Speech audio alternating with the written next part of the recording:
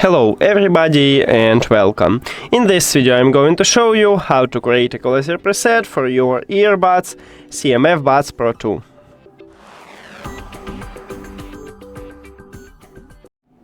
You have to start by open Nothing X application and now scroll down.